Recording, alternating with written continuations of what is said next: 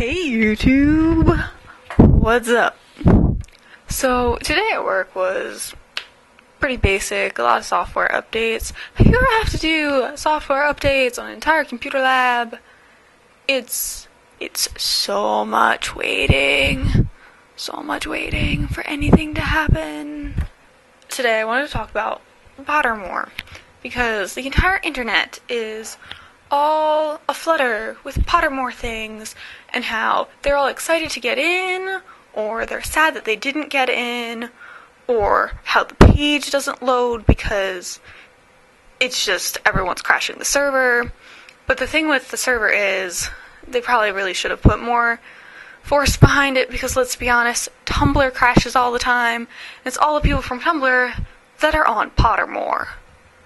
Yeah, I know. Like, that wasn't obvious. But besides that, the fact that it is open to 1 million submissions, which is quite a lot, is theoretically a good thing. But the thing about that is, it's not 1 million people. It's 1 million email submissions, and there are people who are, as always happens with these kinds of things, that are registering several emails, and it's making it much harder for the rest of us to get into Pottermore. Yes, it is lasting 7 days, and yes, as it goes on, the questions get easier, and theoretically it changes based on your time zone, based on when the clue comes up.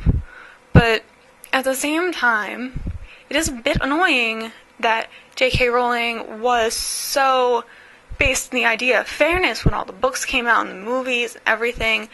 Everything had to be released in the UK and America at the same time. Everyone got their books, the same time, because she didn't want anyone to spoil anything. And I feel like with Pottermore, the fact that it is 1 million people get in first and then everyone else gets in October, it makes it so that fairness, that everyone is put together in the same pot, go on this journey, makes it so, wait, aren't you going back on yourself a little bit? Aren't you making this a little bit unfair when you tried so hard to make everything be more an even keel with the release dates? Because, I did read that the actress that played Luna was having trouble getting into Pottermore as well, so it's also not like the actors and the actresses automatically got in. They also have to do the ridiculous question thing. In that way, it is fair. But at the same time, that it isn't open to everyone at once is a little bit odd to me, because that seems to be going against everything else. But then again, J.K. Rowling isn't exactly perfect on fairness either, or hasn't been during the duration of Harry Potter. And that very much comes through the Snape versus James relationship. Because Snape gets built up, oh, he's so evil at the beginning and blah, blah, blah. And then at the end it's supposed to be like, oh, his love for Lily, makes it so much better. He was really a good guy at heart and all these things.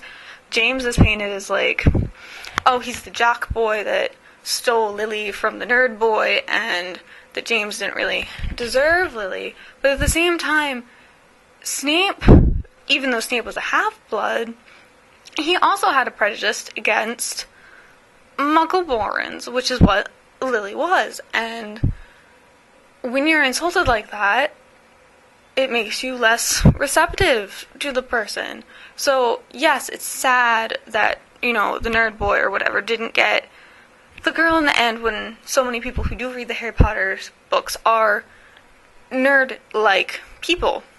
But at the same time, you can't really go around having your prejudices be the base of how you relate to people, because that just proves that whole thing with Snape being in love with a Muggleborn was hey, you should have looked back at your values and realized there's a disconnect there. And it makes his relation with Lily more of an obsession, kind of, than an actual, oh, I love this person for what they are. And it turns it into more of an obsession. And that's, being so obsessed with a person is kind of unhealthy. And that's kind of the whole shtick with Twilight, because Bella is so involved and so focused on Edward that she can't really function outside of that. And I feel like Snape is very much like Bella is in Twilight. I know, I'm gonna get killed by all the Harry Potter nerds for making a connection between Harry Potter and Twilight. guess what? Don't care. So, crucify me all you want, because it doesn't matter. I promise these will get better. I haven't even been doing this for a week yet. So I'm still trying to figure out what I'm doing. I promise it won't be all Harry Potter all the time. It's just a really easy subject to talk about right now. Okay? Bye, everybody. Fade out.